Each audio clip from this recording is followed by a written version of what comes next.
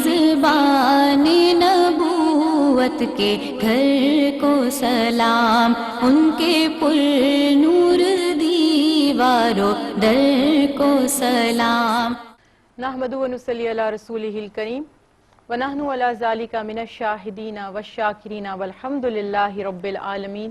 اما بعد فاعوذ باللہ من الشیطان الرجیم، بسم اللہ الرحمن الرحیم۔ ناظرین، آپ کی خدمت میں حاضر ہیں پروگرام ازواج مطہرات کے ساتھ۔ اس پروگرام میں ہم بات کریں گے نبی کریم صلی اللہ علیہ وسلم کی ازواج مطہرات سے متعلق، اور آج سب سے پہلا پروگرام ہمارا ہے رسول اللہ صلی اللہ علیہ وسلم کی زوجہ اول، جنہیں رسول کریم صلی اللہ علیہ وسلم نے جنت کی بشارت بھی عطا فرمائی۔ تفصیل سے آج جانیں گے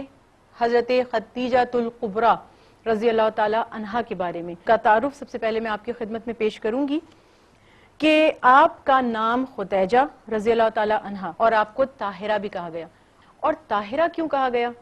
چونکہ نہایت نیک اور نہایت با کردار با کمال خاتون تھی، تو ان کی اس نیک سیرتی کی وجہ سے اور ان کی اس پاکیزگی کی وجہ سے جو کردار میں نظر آتی تھی، انہیں طاہرہ کے لقب سے جانا جاتا تھا۔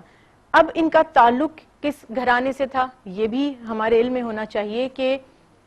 رسول کریم صلی اللہ علیہ وسلم سے اپنے والد کی طرف سے بھی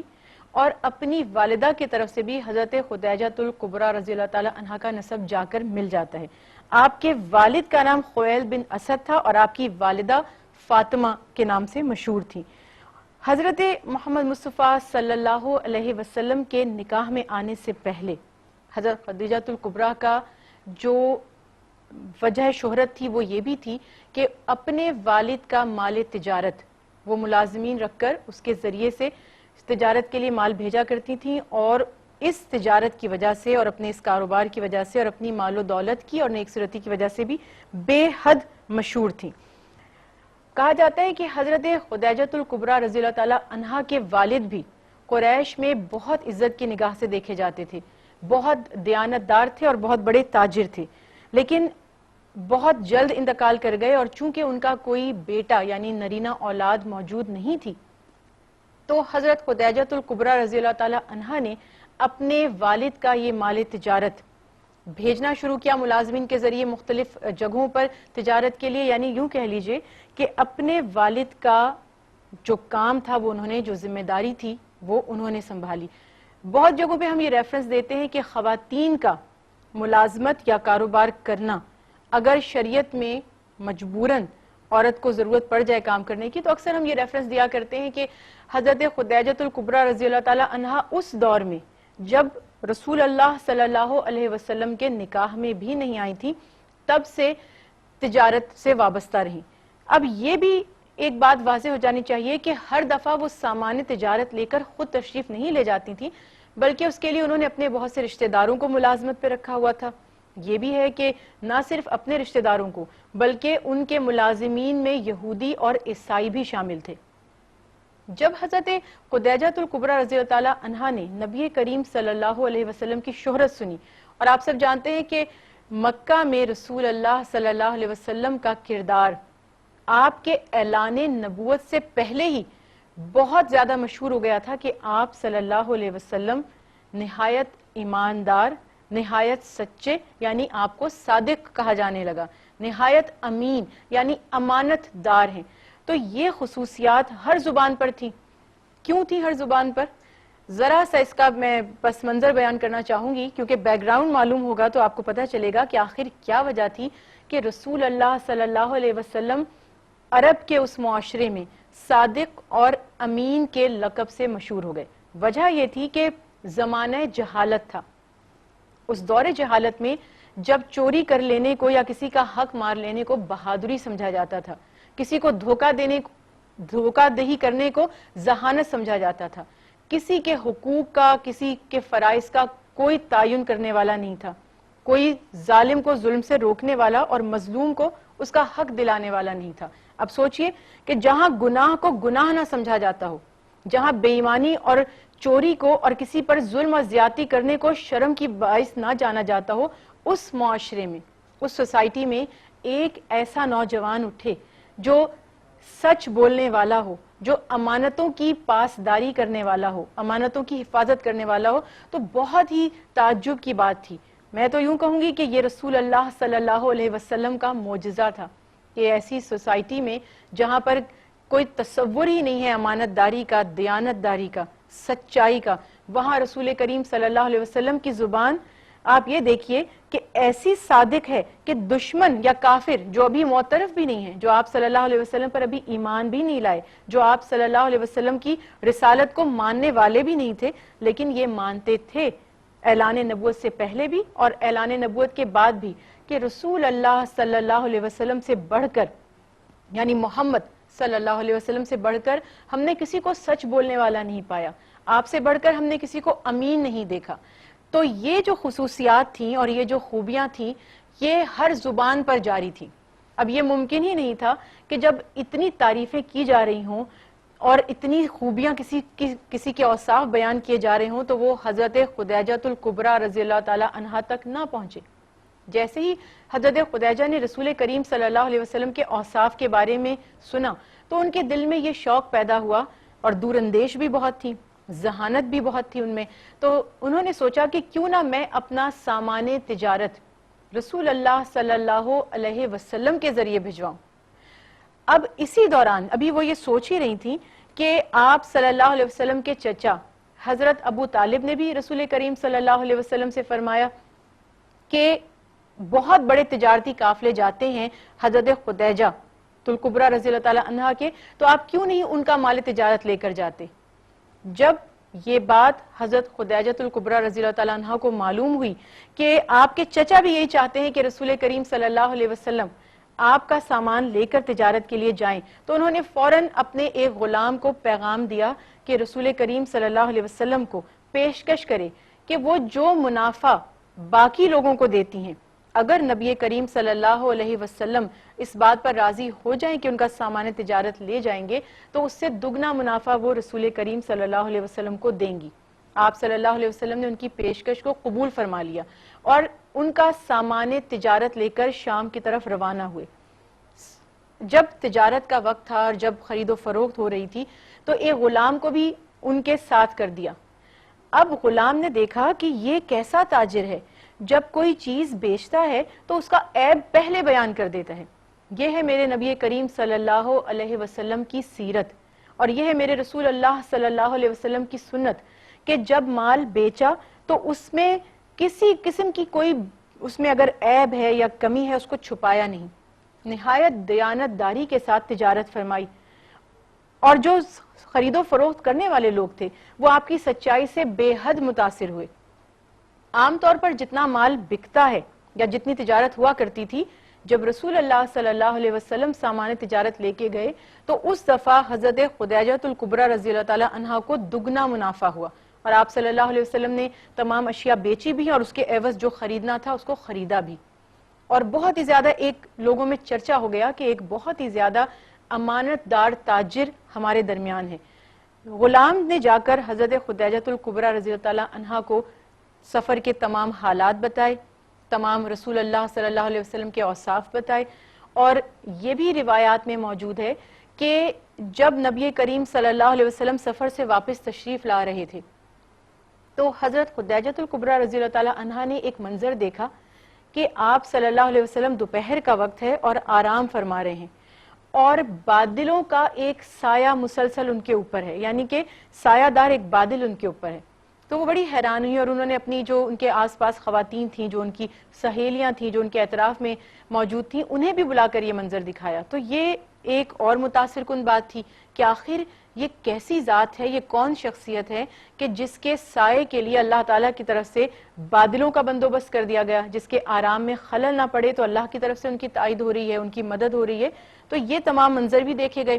پھر جب غلام واپس آیا تو اس نے بھی یہی بتایا کہ واقعی ایسا ہی ہے کہ میں نے دیکھا کہ جب محمد صلی اللہ علیہ وسلم آرام فرماتے تھے تو بادل ان پر سایہ کیا کرتے تھے۔ تو یہ تمام خوبیاں، یعنی ایک طرف ان کا کردار کہ وہ امانت دار ہیں، دیانت دار ہیں، صادق ہیں اور امین ہیں، اور دوسری طرف یہ ایک روحانی خصوصیت۔ تو حضرت خدیجۃ الکبریٰ رضی اللہ تعالی عنہا متاثر ہوئے بغیر نہ رہ سکی. بہت سوچ سمجھ کر انہوں نے یہ اندازہ لگایا کہ واقعی آپ صلی اللہ علیہ وسلم با کمال ہیں اور ایسے اوصاف اللہ تعالیٰ نے آپ کو عطا فرمائے ہیں جو اس دور میں کوئی تصور بھی نہیں کر سکتا تھا کہ کسی ذات میں پائے جائیں گے. تو اسی طرح متاثر ہو کر انہوں نے نبی کریم صلی اللہ علیہ وسلم کو نکاح کا پیغام بھیجا. اب روایات میں ایک جگہ یہ بھی ہے کہ پیغام جس کے ذریعے بھیجا گیا اس کا نام میں تو کوئی اختلاف نہیں ہے، نفیسہ نام لکھا گیا، لیکن بعض روایات میں کہا گیا کہ وہ حضرت خدیجۃ الکبریٰ رضی اللہ تعالی عنہا کی لونڈی تھی، بعض روایات میں کہا گیا کہ وہ ان کی سہیلی تھی. بہرحال اس کے ذریعے پیغام نکاح بھیجا. آپ صلی اللہ علیہ وسلم نے اپنے چچا ابو طالب سے مشورہ فرمایا کہ اس طرح سے حضرت خدیجۃ الکبریٰ رضی اللہ تعالی عنہا کا مجھے پیغام آیا ہے. اب یہ وہ وقت تھا کہ حضرت خدیجۃ الکبریٰ رضی اللہ تعالی عنہا چونکہ ایک مشہور شخصیت تھی قریش کی، مال تجارت کی وجہ سے بھی، اپنی دولت کی وجہ سے بھی، اور اپنی نیک سیرتی اور اپنے کردار کی وجہ سے بھی، تو بہت بڑے بڑے سردار ان سے نکاح کے خواہش مند تھے. اور اکثر جو سردار تھے جو مشہور ہوا کرتے ہیں مکہ میں، ہم اپنی کتابوں میں بھی ان کے نام پڑھتے ہیں، ابو لہب جیسے، ابو جہل جیسے لوگ، انہوں نے بھی حضرت خدیجۃ الکبریٰ کو نکاح کے پیغام بھیجے. یہ ہماری روایت میں موجود ہے. لیکن حضرت خدیجہ نے کسی کے نکاح کے پیغام کو قبول نہیں فرمایا تھا، مگر جب آپ صلی اللہ علیہ وسلم کی سیرت کو دیکھا، آپ کے کردار کو دیکھا، تو یقینی طور پر دل سے متاثر ہوئے بغیر نہیں رہ سکی اور خود ہی نکاح کا پیغام بھیجا. پھر آپ صلی اللہ علیہ وسلم نے اپنے چچا ابو طالب سے مشورہ فرمایا. آپ کے چچا نے بھی، چونکہ وہ مشہور تھی کہ ان کی نیک سیرتی ہے، با کمال ہیں، بہت ہی زیادہ با کردار ہیں، تو انہوں نے فرمایا کہ اس میں کوئی حرج نہیں کہ آپ اس پیغام کو قبول کر لیجئے. تو رسول کریم صلی اللہ علیہ وسلم نے حضرت خدیجہ کے نکاح کے پیغام کو قبول فرما لیا. روایت میں یہ ہے کہ نکاح کی جو تقریب تھی وہ حضرت خدیجۃ الکبریٰ رضی اللہ تعالی عنہا کے گھر پر ہی طے پائی، اور نکاح کا خطبہ حضرت ابو طالب نے پڑھا اور آپ صلی اللہ علیہ وسلم کے کچھ اوصاف بیان کیے. پھر حضرت خدیجہ کے چچا اس نکاح میں شامل تھے، انہوں نے حضرت خدیجہ الکبریٰ رضی اللہ تعالی عنہا کی طرف سے ان کے اور حضرت محمد مصطفیٰ صلی اللہ علیہ وسلم کے کچھ اوصاف، کچھ خوبیاں بیان کی اور دعا کی دونوں کے لیے، دونوں کی بھلائی کے لیے، اور آگے جس طرح سے دعائیہ کلمات کہے جاتے ہیں نکاح کے موقع پر. اور آپ صلی اللہ علیہ وسلم نے حضرت خدیجہ الکبریٰ رضی اللہ تعالی عنہا کا مہر، جو ہم پہلے بھی ہمیشہ جانتے ہیں، الحمدللہ مسلمانوں کے علم ہے کہ 500 درہم جو زمانے کی مقدار تھی کرنسی کی، جو زمانے میں کرنسی استعمال کی جاتی تھی، وہ مقرر کی گئی. بعض روایات میں یہ بھی ہے کہ 20 اونٹ بھی صدقہ کیے گئے تھے اور لوگوں کو اس کا کھانا کھلایا گیا تھا. یہ سب واقعات یہاں پر ہمارے سامنے موجود ہیں کہ اس طرح سے نبی کریم صلی اللہ علیہ وسلم کی زوجہ اول حضرت خدیجۃ الکبریٰ رضی اللہ تعالی عنہا آپ صلی اللہ علیہ وسلم کے نکاح میں آئیں. اس سے پہلے بھی حضرت خدیجۃ الکبریٰ رضی اللہ تعالی عنہا کے روایت میں ہے کہ 2 نکاح ہو چکے تھے، ان سے ان کی اولادیں بھی تھیں. تو یہ سب واقعات یہاں پر آج ہم تفصیل سے پھر دہراتے ہیں اور ہمیں پتہ چلتا ہے کہ حضرت خدیجۃ الکبریٰ رضی اللہ تعالی عنہا کا آخر مقام کیا تھا. ہم قرآن پاک میں پڑھتے ہیں کہ اللہ تعالیٰ جب تخلیق انسانی کی بات فرماتا ہے، جب تخلیق آدم کی بات فرماتا ہے، تو اللہ تعالیٰ ارشاد فرماتا ہے کہ اللہ تعالیٰ نے آدم علیہ السلام کو تخلیق فرمایا تو انہی کی جنس سے ایک جوڑا پیدا کیا، یعنی انسان ہی کی ایک اور جنس پیدا فرمائی. اور وہ پیدا کیوں فرمائی؟ یعنی عورت کو یا ان کی زوجہ کو یا ان کی بیوی کو، تاکہ وہ ان کے لیے سکون کا باعث ہو. تو یہاں ہمیں یہ پتہ چلتا ہے کہ رسول اللہ صلی اللہ علیہ وسلم کی زوجہ حضرت خدیجۃ الکبریٰ رضی اللہ تعالی عنہا کیسے قدم قدم پر جب نکاح میں آ گئی رسول اللہ صلی اللہ علیہ وسلم کے، تو آپ کی معاون بنی. کس طرح سے ایک بیوی ہونے کا، ایک ساتھی ہونے کا، جو کہتے ہیں نا کہ شریک حیات، جو لٹرلی ہم الفاظ استعمال کرتے ہیں، اور جو کہتے ہیں کہ ہم سفر، یہ جو الفاظ ہم استعمال کرتے ہیں، اس کو واقعی انہوں نے اس کی عملی کہنا چاہیے کہ نمونہ بن کر دکھایا کہ کس طرح سے مشکلات کی گھڑی تھی. اس کے بعد جب اعلان نبوت آپ صلی اللہ علیہ وسلم نے فرمایا تو ہم سمجھ سکتے ہیں کتنی شدید مخالفت تھی قریش کی طرف سے، اہل مکہ کی طرف سے، کفار کی طرف سے، بت پرستوں کی طرف سے، اور کس طرح سے رسول اللہ صلی اللہ علیہ وسلم کے ہر موقع پر آپ کے ساتھ رہیں، آپ کا حوصلہ بڑھایا. اس پر ہم انشاءاللہ جو کتاب میں ہمارے ریفرنسز کے ساتھ ہم اس پر بات کریں گے, اور نبی کریم صلی اللہ علیہ وسلم نے حضرت خدیجہ الکبریٰ رضی اللہ تعالی عنہا کے لیے کیا فرمایا اس کا بھی بیان کریں گے. اور ایک اور بڑی خاص بات ہے کہ جب پہلی وحی آئی ہے اس موقع پر ہی نظر آتا ہے کہ کیسے معاونت فرما رہی ہیں کہ نکاح کے بعد بھی رسول اللہ صلی اللہ علیہ وسلم کا معمول تھا کہ آپ غار حرا میں تشریف لے جاتے تھے, اکثر روزہ پورا دن رکھتے تھے. حضرت خدیجہ الکبریٰ رضی اللہ تعالیٰ عنہ آپ کے لیے کھانا بنا کر دیتی تھی کہ جائیے اور جب آپ روزہ کھولیں گے تو آپ یہ کھانا کھا لیجئے. اور کبھی کبھی ان کے ساتھ عبادت کے لیے بھی چلی جاتی تھی, تو آپ صلی اللہ علیہ وسلم وہاں پر نوافل ادا فرماتے تھے. جس طرح سے بھی اللہ تعالیٰ کا ذکر کیا جائے, جس کو ہم کہتے ہیں نا میڈیٹریشن, یعنی ایک طرح کا مراقبہ, کہ غور و فکر فرماتے تھے اور انتظار میں تھے کہ کب اللہ کی طرف سے واضح پیغام ملے تو وہ لوگوں تک پہنچا دیں. بت پرستی سے ہمیشہ سے بیزار تھے, اللہ کی توحید کے ہمیشہ سے قریب تھے. تو یہ عبادت کا وقت گزرتا گیا کہ ایک روز غار حرا میں جبرائیل علیہ السلام تشریف لائے اور آپ صلی اللہ علیہ وسلم سے مخاطب ہو کر فرمایا کہ پڑھیے. جو ہم مشہور واقعہ ہے کہ بات کرتے ہیں کہ جب سورہ علق کی ابتدائی 5 آیات نازل ہوئیں, اقرأ بسم ربک الذی خلق, کہ پڑھیے اپنے اس رب کے نام سے جس نے انسان کو تخلیق کیا, تو یہ آیات جب نازل ہوئیں اور جبرائیل علیہ السلام نے, مختلف روایات ہیں, میں مختصراً بیان کروں گی کہ کس طرح آپ صلی اللہ علیہ وسلم کو اپنے بازوؤں میں بھیجا, اپنے یوں سینے سے لگایا اور پھر آپ صلی اللہ علیہ وسلم نے انہی آیات کو دہرایا. معمولی واقعہ نہیں ہے, صرف سوچنے کی بات ہے کہ خود کلام الہی میں اللہ تعالیٰ ارشاد فرماتا ہے کہ یہ وہ قرآن ہے, یہ وہ کلام ہے کہ اگر ہم کسی پہاڑ پر بھی اس کی کوئی آیت نازل فرما دیتے تو پہاڑ بھی جل کر خاک ہو جاتا, یعنی اس کا متحمل نہیں ہو سکتا تھا, اس بوجھ کو اٹھا نہیں سکتا تھا. تو یہ کلام قلب مصطفیٰ حضرت محمد مصطفیٰ صلی اللہ علیہ وسلم پر اترا. پہلی وحی کے بعد آپ گھر تشریف لے گئے اور حضرت خدیجہ الکبریٰ رضی اللہ تعالیٰ عنہا سے فرمایا کہ جلدی سے مجھ پر چادر اڑا دو, مجھے چادر اڑا دو, اور لیٹ گئے. پھر تھوڑی دیر کے بعد حضرت خدیجہ الکبریٰ رضی اللہ تعالیٰ عنہ کو فکر ہوئی کہ آپ کہاں تشریف لے گئے تھے, میں نے تو بہت سے لوگوں کو بھی بھیجا آپ کی خبر لینے کے لیے, معلوم نہیں تھا کہ آپ کہاں ہیں. تو آپ صلی اللہ علیہ وسلم نے وہ پورا واقعہ بیان فرمایا کہ کس طرح سے میرے پاس اللہ کی طرف سے ایک فرشتہ آیا ہے اور مجھے حکم دیا گیا پڑھنے کا, اور میں نے اللہ کے حکم سے پڑھا. تو یہ سارا واقعہ سن کر حضرت خدیجہ الکبریٰ رضی اللہ تعالیٰ عنہ اس زمانے میں توریت, انجیل اور زبور کا علم رکھنے والے, کہتے ہیں کہ عالم تھے توریت, زبور اور انجیل کے, حضرت ورقہ بن نوفل. روایات میں ہے کہ وہ حضرت خدیجہ الکبریٰ رضی اللہ تعالیٰ عنہ کے چچا زاد بھائی تھے.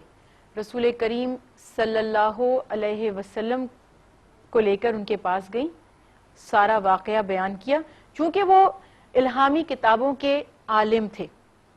جانتے تھے کہ اللہ تعالیٰ کے کلام کو اللہ اپنے ملائکہ یعنی جبرائیل علیہ السلام کے ذریعے سے اپنے بندوں تک پہنچاتا ہے. تو وہ یہ جانتے تھے کہ یہ وہی ناموس ہے جو حضرت موسیٰ علیہ السلام پر اللہ کا پیغام, اللہ کا کلام لے کر اترتا تھا. تو بیان کیا کہ واقعی تمہیں بشارت ہو کہ یہ تو اس امت کے نبی ہیں, اور رسول کریم صلی اللہ علیہ وسلم کو ان کی قوم وہ وقت دور نہیں جب اپنے وطن سے نکال دے. پر ہم بات کریں کہ انشاءاللہ اگلے پروگرام میں. آج تک کے لیے اجازت دیجیے, اللہ حافظ. میزبان نبوت کے گھر کو سلام, ان کے پر نور دیواروں در کو سلام.